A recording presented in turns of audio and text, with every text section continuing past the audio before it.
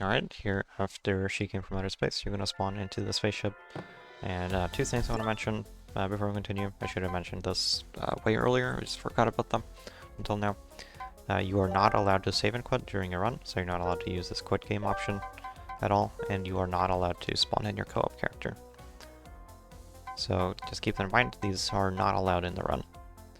I've seen some runs submitted that go back to the main menu or spawn in their co-op character, and it's just too bad you have to reject that run. That's just in the game rules, so don't use those. But yeah, once you're here, you just sprint and then dive towards the telescope, and then interact with the telescope. Hold down your menu confirm to skip the, like make the animation go faster. And on controller you can just spam to go into barrel battle because it will be selected by default. And on keyboard you would just use your mouse. Once you spawn in here, you're going to single jump, not sprint jump, single jump into the left wall, and then jump and double jump to climb the right wall. So some mechanic of wall jumps is if you do a single jump into the wall, you will still get your double jump after the wall jump. And when you're over here, you're going to do a dive boost and try to land on this mafia guy. So, and while you're doing that, you also want to switch to your brewer hat and start charging your brewer hat after your dive boost.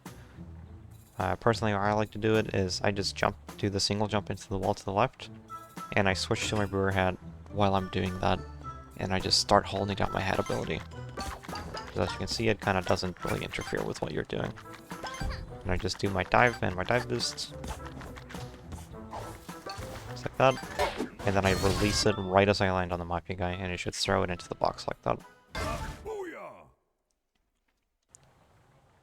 So that can be a little bit tricky. And yeah, that's what you're looking for. This mafia guy can also, sometimes he'll just walk and you can't land on him, in which case you'll just have to attack your fall, and then walk towards the box and blow it up. So yeah, I'm gonna pick up this yarn. Sometimes this yarn will, if you're very unlucky, it will actually fall off the side here, or fall forwards into the water, in which case you will just have to go and chase it down, and then have some alternative movement to get to the barrel stack over there. But most of the time it should just land around here somewhere. So you just pick it up, and then you double jump and dive down here. And when you're down here, you want to do a dive boost. You want to be like kind of far back here. You want to land far back, so you actually have space to do this dive boost without latching onto this ladder or overshooting the platform. And after your dive boost, you're going to do a sprint jump and then a dive and a dive boost off of this, right into the fight. And as you approach the barrels, you're going to hold your automatic attack smash just preemptively. So like this, and hold down your attack smash.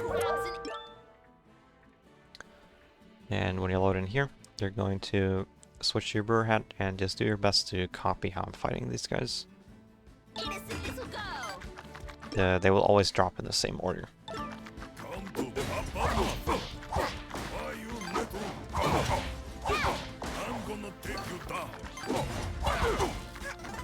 You can jump to land on that guy, and then throw the brewer like that.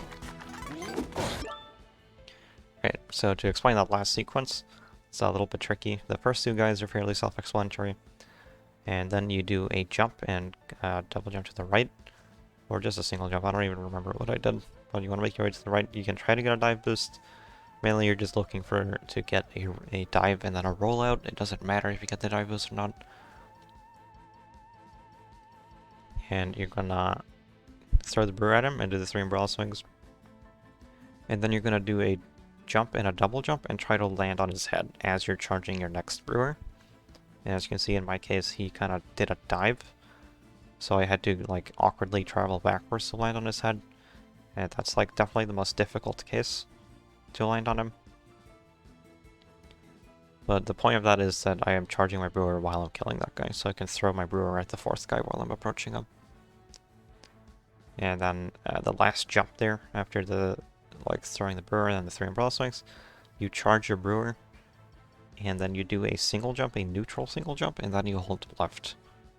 Or you hold back, so you travel away from him, because he can actually hit you while you're charging your brewer, and you don't want that, so you want to preemptively jump out of the way in case he does an attack that can hit you.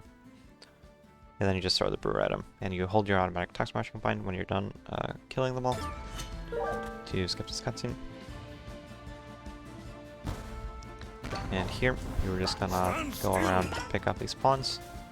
And if there's some pawns you can't reach, you can actually just swing your umbrella at them. Like if there was a pawn out there, I could reach it like that.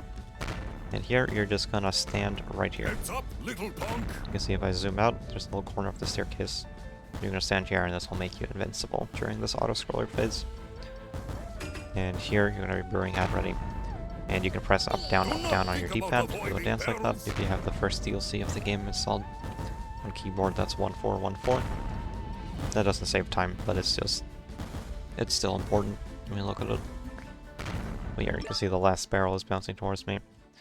When it goes over my head, I'm going to charge my brewer and go to the right a little bit, and then I'm going to hold my automatic attack smash combined while I'm charging the brewer.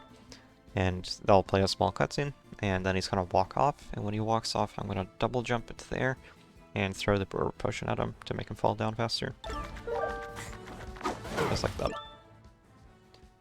And then here, you're just going to alternate doing 3 umbrella swings, and then the single jump backwards into the brewer throw. So just like this, jump backwards into the brewer, 3 umbrella swings, jump backwards into the brewer, 3 umbrella swings. And sometimes you might need to throw an extra brewer at the end there. When this ends, you're going to try your best to climb up the barrels as fast as you can, and switch to your sprint hat while you're doing that. So you can make it all the way to the timepiece if you're fast enough. It's a little bit tricky, especially with the camera like being awkward. So you can double jump and dive cancel into the second stack of barrels, and then double jump and dive cancel where the timepiece will spawn. Just like that. I almost made it into the timepiece with that. I was just a little bit off. But there it is. And here you can actually go back to hub. It'll play a cutscene after this timepiece animation. And instead of watching it, you can just pause and go back to hub. And if you're on controller, you will want to use keyboard to go back to hub. And if you have the fast back to hub bind from my rebinding tutorial, you can also use that, of course, which I'm going to show here. Just like that.